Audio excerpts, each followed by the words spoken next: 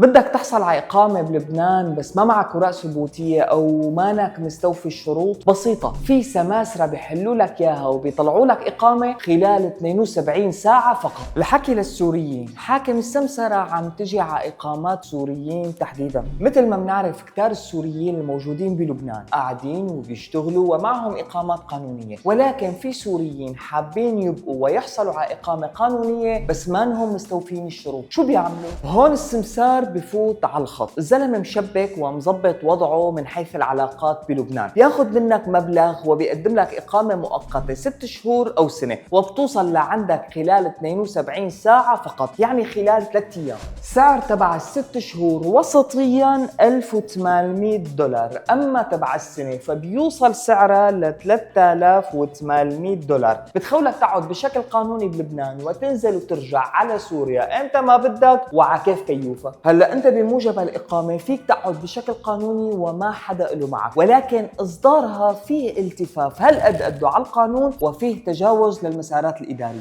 حسب معلومات حصلت عليها سيريا توكس، الأمن اللبناني وثق مخالفات بحق 5 شركات سياحية سورية بيعملوا رحل على لبنان ومن تحت لتحت بيعرضوا خدماتهم بإبقائك بلبنان وحصولك على إقامة، ولكن ملاحقة هالشركات ومحاسبتهم بيبقى من صلاحيات أجهزة الأمن السورية. والله العليم في تنسيق حاليا بين البلدين لضبط هالتسيب. أي سوري بلبنان عم شوف هالفيديو غالبا متعرض لسمسار أو جهة سائلته شي مرة إذا بيحب يشتري إقامة من هالنوع، وحقيقة آخر كم شهر زاد عدد السماسرة وزاد الطلب على هالنوع من الإقامات. سيدي ما علينا، برجع بسألك،